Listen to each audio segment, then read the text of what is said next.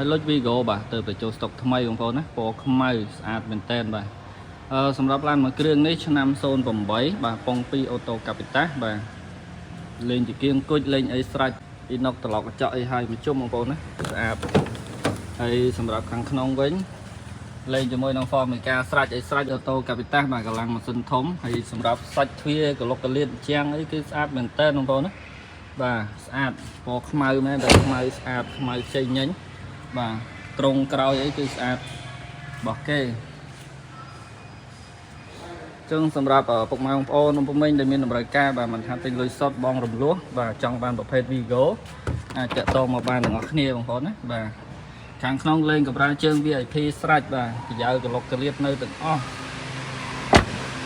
អែមសែមតែម្ដងបាទ Vigo មួយគ្រឿងនេះពណ៌ខ្មៅបាទប៉ុង2អូតូកាពីតាបាទ08បាទស្អាតមែនតើមើលតែសាច់ទ្វារគេដឹងហើយបងប្អូនណាសាច់ខាងក្នុងហើយទ្វារបកោតអីមានបលីនបកោតបាទកម្លាំងម៉ាស៊ីនធំបាទ3ចុចគៀងគុជស្រេចអីស្រេចបងប្អូនណាលេងគៀងគុជហើយបាទដបូលហើយស្អាតមែនតើមកប្រភេទ Vigo មួយគ្រឿងនេះចង់បើសិនជាពុកម៉ែបងប្អូនមានតម្រូវការចង់បានប្រភេទ Vigo បាទអាចតាក់ទងមកបានតម្លៃលក់ជូនពិសេសតែម្ដងបងប្អូនណាតម្លៃពិសេសជូនសម្រាប់ពុកម៉ែបងប្អូនតាក់ទងមកឥឡូវបាទពណ៌ខ្មៅ08បាទចាំមើលបាទគូ08នេះនៅខាងណា